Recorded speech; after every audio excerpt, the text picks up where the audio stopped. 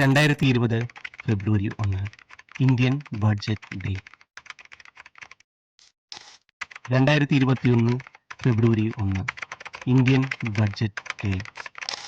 2022 February 1 Indian budget day. 2023 ഫെബ്രുവരി 1 Indian budget day. എന്താണ് Indian budget? നമുക്ക് Indian ബഡ്ജറ്റിന്റെ history ഒന്ന് check ചെയ്യാം.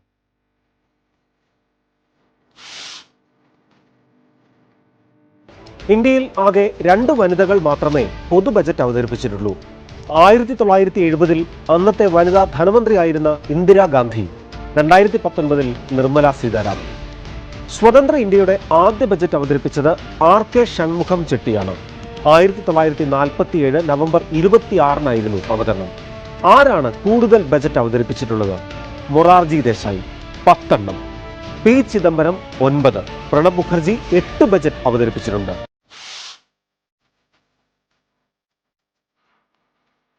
Budgets and the stock market have a very interesting relationship. When budgets are on the corner, there is a huge media frenzy. Everybody is trying for your attention.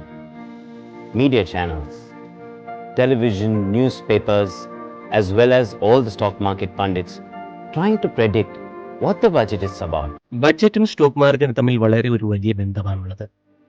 ബഡ്ജറ്റിന് economic മേലെ ഒരു വലിയ impact കൊണ്ടുവരാൻ സാധ്യതയുണ്ട്. അതായത് budget എക്കോണമിയിൽ ഒരു positive impact ആണ് കൊണ്ടുവരുന്നതെങ്കിൽ market positive ആകാൻ വളരെയധികം സാധ്യതയുണ്ട്.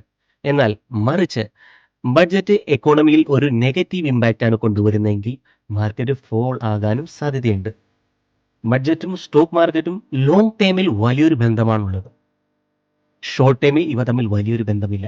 എന്താന്ന് വെച്ചാൽ ലോങ് ടൈമിൽ വളരെ വലിയൊരു ഇമ്പാക്റ്റ് ബഡ്ജറ്റ് ഉണ്ടാക്കാൻ സാധ്യതയുണ്ട് ഷോർട്ട് ടൈമിനെ അപേക്ഷിച്ച്. July 8, 2004 UPA government long time capital gain tax എടുത്തു കളയും. അതിനു പകരമായി പുതിയ tax system securities transaction tax, അതായത് STT കൊണ്ടുവരികയും ചെയ്തു. അതിനർത്ഥം ട്രേഡേഴ്സിന് ഒരു വർഷത്തിൽ കൂടുതൽ ഇൻവെസ്റ്റ്മെന്റ് ഉള്ള പ്രോഫിറ്റിന്മേൽ കുറച്ച് ടാക്സ് കൊടുത്താൽ മതിയായി. ഇത് മാർക്കറ്റിൽ വളരെ നല്ലൊരു പോസിറ്റീവ് ഇമ്പാക്റ്റ് ആണ് ഉണ്ടാക്കിയത്. എന്നിട്ടും ബഡ്ജറ്റ് അനൗൺസ് ചെയ്തതിനു ശേഷം മാർക്കറ്റ് ഫോൾ ആകുകയാണ് ചെയ്തത്. മാർക്കറ്റ് എന്ന് പറയുന്നത് വളരെ അൺപ്രഡിക്റ്റബിൾ ആണ്. പക്ഷേ കുറച്ച് ആളുകൾ ഇത് പറയുന്നു, ബഡ്ജറ്റിന് ലോങ് ടൈമിൽ ഇമ്പാക്ട് ഉണ്ടാക്കാൻ വളരെയധികം സാധ്യതയുണ്ട് പുതിയ ടാക്സ് സിസ്റ്റം കൊണ്ടുവന്നാൽ. ക്രിസ്റ്റഫർ വുഡ് പറയുന്നത്, പുതിയ ക്യാപിറ്റൽ ഗെയിൻ ടാക്സ് സിസ്റ്റം വന്നാൽ മാർക്കറ്റിൽ ഒരു നെഗറ്റീവ് ഇമ്പാക്റ്റ് ഉണ്ടാകാൻ സാധ്യതയുണ്ടെന്നാണ്. കുറച്ചു നാളുകളായി ഗവൺമെന്റ് ക്യാപിറ്റൽ ഗെയിൻ ടാക്സ് കൂട്ടുന്നതിനെ കുറിച്ച് തീരുമാനമെടുക്കാൻ തുടങ്ങിയിട്ട്. ഇപ്പോൾ corporate tax 25%, long time capital gain tax 10%. ഇത് കാരണം കുറെ എന്റർപ്രണേഴ്സ് അവരുടെ ബിസിനസിനെ ഉപേക്ഷിച്ചുകൊണ്ട് സ്റ്റോക്ക് മാർക്കറ്റിലേക്ക് കുടിയേറിയിട്ടുണ്ട്. ഇത് മാർക്കറ്റിൽ വളരെയധികം വോളിയം സൃഷ്ടിക്കാൻ സാധിക്കുകയും മാർക്കറ്റിലെ നിരവധി ഗാംബ്ലിംഗ് ഉണ്ടാക്കാൻ സാധ്യതയുണ്ട്. ആളുകൾ ഇതിനെ ഗാംബ്ലിംഗ് എന്നുള്ള രീതിയിൽ വരികയും വളരെയധികം ലോസ് നേരിടുകയും ചെയ്യുകയാണ് ചെയ്തത്. ഇത് കൊണ്ടാണ് കൂടുതലും ഗവൺമെന്റ് ഈ പുതിയ ടാക്സ് സിസ്റ്റം കൊണ്ടുവരാൻ ആഗ്രഹിക്കുന്നത്. മാർക്കറ്റ് ടുഡേയുടെ റിപ്പോർട്ടിനനുസരിച്ച് 13% BSE സ്റ്റോക്സ് ട്രേഡ് ചെയ്ത് അതിൻ്റെ പി റേഷ്യോയുടെ 100 ടൈംസ് മുകളിലാണ്. എന്താണ് പി റേഷ്യോ? എങ്ങനെയാണ് പി റേഷ്യോ 100 ടൈംസിന് മുകളിലായത്? ഞാൻ ജസ്റ്റ് ഒരു ഉദാഹരണം പറഞ്ഞു തരാം. PE റേഷ്യോ എന്ന് വെച്ചാൽ ഒരു കമ്പനി അതിൻ്റെ ഏണിങ്സ് അത് ഏൺ ചെയ്യുന്നത് 10 രൂപയെന്ന് വെച്ചു. ബട്ട് സ്റ്റോക്ക് മാർക്കറ്റിൽ അതിനെ വാങ്ങാനായിട്ട് സാധാരണ ഇൻവെസ്റ്റേഴ്സ് അല്ലെങ്കിൽ ആളുകൾ അതിന് 100 രൂപ കൊടുത്ത് ഏകദേശം 100%, അതിന് 10-ന് 100, 110 രൂപ കൊടുത്ത് ആ സ്റ്റോക്സിനെ വാങ്ങാൻ റെഡിയാണ്. അപ്പോൾ പി റേഷ്യോയും സ്റ്റോക്കും തമ്മിൽ വ്യത്യാസത്തിൽ 100 രൂപ. ഓക്കെ, അപ്പോൾ ഏകദേശം 10 രൂപ മാത്രമേ ഏൺ ചെയ്യുന്നുള്ളൂ, പക്ഷേ അത് 110 രൂപക്ക് ആളുകൾ വാങ്ങാൻ റെഡിയാണ്. അപ്പോൾ ഇത് ഓവർ വാല്യൂഡ് സ്റ്റോക്സ് എന്ന് പറയും. ഇത് സ്റ്റോക്ക് മാർക്കറ്റിൽ അത്ര നല്ല കാര്യമല്ല അത്തരം സ്റ്റോക്കുകൾക്ക്. ഹൈ പി റേഷ്യോസ് നമ്മുടെ മാർക്കറ്റിനെ അഫക്റ്റ് ചെയ്യുമോ? നമ്മുടെ ബെഞ്ച് മാർക്കായ നിഫ്റ്റി 50 ഇൻഡെക്സ് ട്രേഡ് ചെയ്യുന്നത് അതിൻ്റെ PE റേഷ്യോയുടെ 23.39-ലാണ്.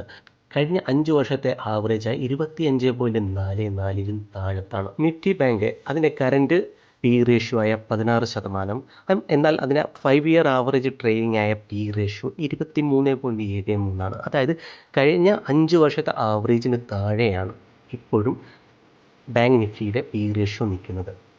ഇത് നമുക്ക് മനസ്സിലാക്കി തരുന്നത് ഓവറോൾ മാർക്കറ്റ് ഓവർ വാല്യൂഡ് അല്ല, സെർട്ടൻ കുറച്ച് സ്റ്റോക്സുകൾ സിഗ്നിഫിക്കൻ്റ്ലി ഓവർ വാല്യൂഡ് ആണ്.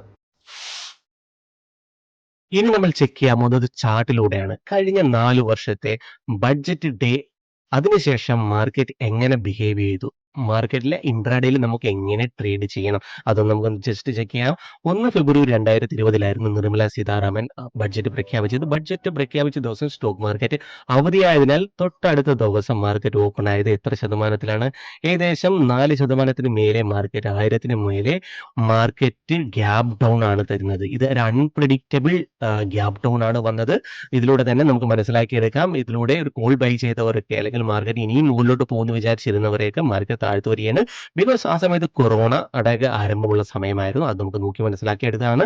അതിനുശേഷം ഗ്യാപ്പ് വന്നതിന് ശേഷം, ഇത്രയും വലിയൊരു ഗ്യാപ്പ് വന്നതിന് ശേഷം നോക്കുക, മാർക്കറ്റ് സ്ലോ ആൻഡ് സ്റ്റഡി മുകളിലോട്ട് എത്ര തന്നെ താഴത്ത് വന്നോ അത്ര തന്നെ മുകളിൽ, അതിൽ കൂടുതൽ മാർക്കറ്റ് മുകളിലോട്ട് ഏകദേശം 29,600 നിന്ന് മാർക്കറ്റ് ഒറ്റ സ്ട്രെച്ച് ചെയ്ത് 31,500 വരെയൊക്കെ മാർക്കറ്റ് മൂവ് തരികയാണ്. അതിൽ കൂടുതൽ നല്ലൊരു മൂവ് തന്നു.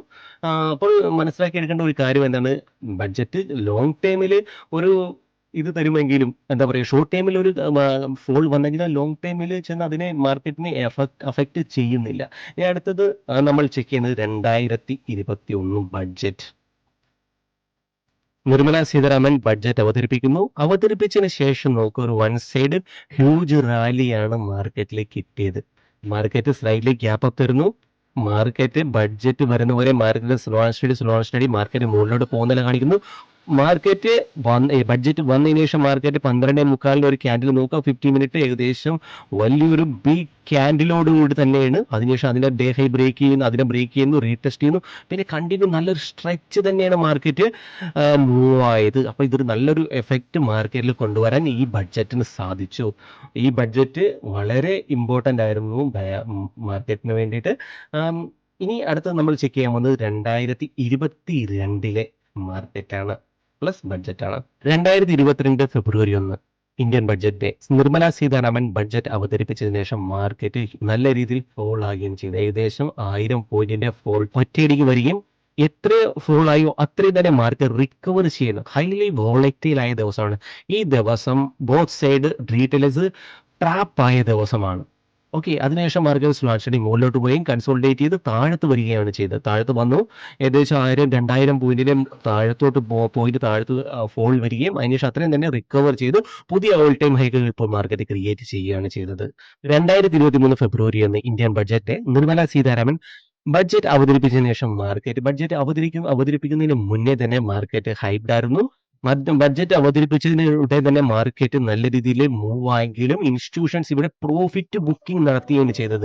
ഹ്യൂജ് പ്രോഫിറ്റ് ബുക്കിംഗ് നടത്തുകയും ഏകദേശം എത്ര തന്നെ മൂവ് ആയി അതിന്റെ 2 ഇരട്ടി താഴത്ത് വരികയാണ് ചെയ്തത്. 2500 പോയിന്റിന്റെ മൂവ് താഴത്തോട്ട് ഹ്യൂജ് പാനിക് സെല്ലിംഗ് ആണ് നടന്നത് മാർക്കറ്റിൽ. അതിനുശേഷം സ്ലോ ആൻഡ് സ്റ്റഡി എത്ര സെല്ല് ചെയ്തു അതിനൊപ്പം തന്നെ മാർക്കറ്റ് കവർ ചെയ്തു, പുതിയ all time high market create ചെയ്യുകയാണ് ചെയ്തത്. അപ്പോൾ ഇതിലൂടെ നിങ്ങൾക്ക് മനസ്സിലാക്കിയെടുക്കാം നമ്മളെ എങ്ങനെ ഇൻസ്റ്റിറ്റ്യൂഷൻസ് അല്ലെങ്കിൽ മാർക്കറ്റ് മേക്കേഴ്സ് നമ്മൾ ട്രാപ്പ് ചെയ്യാൻ ശ്രമിക്കുകയാണ്.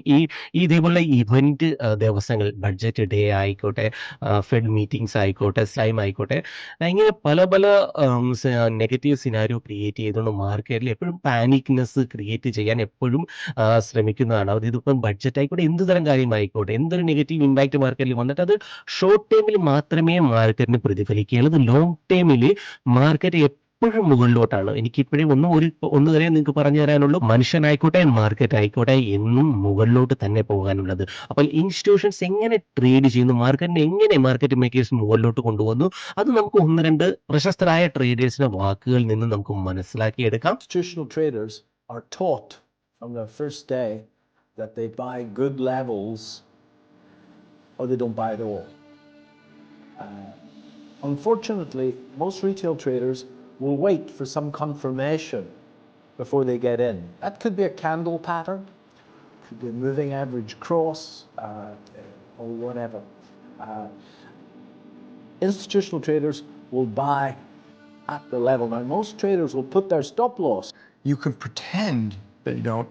If you want to do what JP Morgan does, we move $10 trillion of money around the world every day. We bank some of these companies in 30 countries. We bank countries We bank the World Bank, the IMF, we bank the United States government. You have to be big. You can't do those things and be small. I applaud the small banks. We're the biggest bank, community banks and regional banks and stuff like that. I understand, some of the stress they're under. We're trying to help. So it's not either or. And it just became part of the culture, part of the DNA.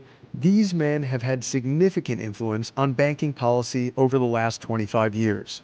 Rubin was part of Bill Clinton's team that deregulated the banking sector in the 1990s. Market മേക്കേഴ്സിന് എപ്പോഴും മാസീവായിട്ടുള്ള stop ലോസിനെ identify ചെയ്യാനുള്ള കഴിവുണ്ട്. അവരുടെ കയ്യിൽ വലിയ വലിയ systems ഉണ്ട്, വലിയ വലിയ ആൽഗോ ട്രേഡേഴ്സ് ഉണ്ട്, കോടാനുകൂടി പൈസസ് ഉണ്ട്. അതുകൊണ്ട് ഓപ്പറേറ്റേഴ്സിന് ബഡ്ജറ്റ് ഇതേപോലെ വലിയ വലിയ ഈവൻസ് വരുന്നതിന് മുന്നേ തന്നെ അതിനകത്തുള്ള എല്ലാ കാര്യങ്ങളും അവർ മനസ്സിലാക്കിയിട്ടുണ്ടാവും. ആ ഇൻഫർമേഷൻസ് എല്ലാം അവരെല്ലാം അറിഞ്ഞിട്ടുണ്ടാവും ഓൾറെഡി. നമ്മൾ അതറിയാൻ ബാക്കിയാണ്. ഓക്കെ, നമ്മൾ അറിയുമ്പോഴേക്കും അവർ ഓൾറെഡി പൊസിഷൻസ് എക്സിറ്റ് ചെയ്തിട്ടുണ്ടാവും, അല്ലെങ്കിൽ വേറൊരു പൊസിഷൻസിന് വേണ്ടി അവർ എൻട്രി എടുത്തിട്ടുണ്ടാവും. അവർ പുതിയൊരു എൻട്രിക്ക് വേണ്ടി തയ്യാറെടുത്തിട്ടുണ്ടാവും. അവരെല്ലാം പ്രിപ്പയർ ആയിട്ടിരിക്കുകയാണ്. നമ്മൾ ആ സമയത്ത് നമ്മൾ എക്സൈറ്റഡ് ആയിട്ട് ഈ ഇവന്റ്സ്, ഈ ഇൻഫ്ലേഷൻ ഡേറ്റാസ്, അല്ലെങ്കിൽ എന്തെങ്കിലും GDP ഡേറ്റാസ്, അല്ലെങ്കിൽ എക്കോണമിക് ഡേറ്റാസ് വരുമ്പോൾ നമ്മൾ അതിനകത്ത് ഓവർ എക്സൈറ്റ് ആയി ട്രേഡ് ചെയ്യാതിരിക്കാൻ ശ്രമിക്കുക. നമ്മുടെ ക്യാപിറ്റലിനെ സേവ് ചെയ്യുക.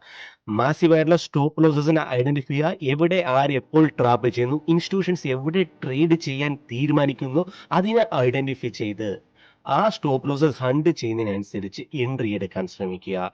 ഇൻട്രാഡേ ട്രേഡേഴ്സിന് ഒന്നും സംഭവിക്കില്ല. ചെറിയൊരു ലോസ് വന്നാൽ ലോസിനെ അക്സെപ്റ്റ് ചെയ്യാനുള്ള മനസ്സുണ്ടായാൽ മാത്രം മതി. ബാക്കി എല്ലാം നമ്മുടെ കയ്യിൽ തന്നെയാണ്. നമ്മുടെ ഇമോഷൻസിനെ, നമ്മുടെ ഗ്രീഡിനെ, എല്ലാത്തിനെയും നമ്മൾ കൺട്രോൾ ചെയ്യണമെങ്കിൽ, ഓവർ ട്രേഡിങ്ങിനെ, അത് എന്തുമായിക്കോട്ടെ, നമ്മൾ കൺട്രോൾ ചെയ്യണമെങ്കിൽ നമുക്ക് ബഡ്ജറ്റ് എന്നല്ല എത്ര വലിയ ഇവന്റ് വന്നാലും അതിൽ നിന്ന് നമുക്ക് പ്രോഫിറ്റ് ഉണ്ടാക്കാൻ പറ്റുന്നതായിരിക്കും. അപ്പോൾ ഈ വീഡിയോ നിങ്ങൾക്ക് ഇഷ്ടപ്പെട്ടെന്ന് വിചാരിക്കുന്നു. ബഡ്ജറ്റ് ഡേയിലെ ഇൻട്രാഡേ ട്രേഡിംഗ് ലെവൽസ്, എങ്ങനെ ട്രേഡ് ചെയ്യണം, ആരൊക്കെ ഇവിടെ എപ്പോൾ ട്രാപ്പ് ആയിട്ടുണ്ട് എന്നുള്ളൊരു ഡീറ്റെയിൽ വീഡിയോയുമായി ഞാൻ അടുത്ത വീഡിയോയിൽ വരുന്നുണ്ട്. ഏവർക്കും അടുത്ത വീഡിയോയിൽ കാണും വരെ നന്ദി, നമസ്കാരം.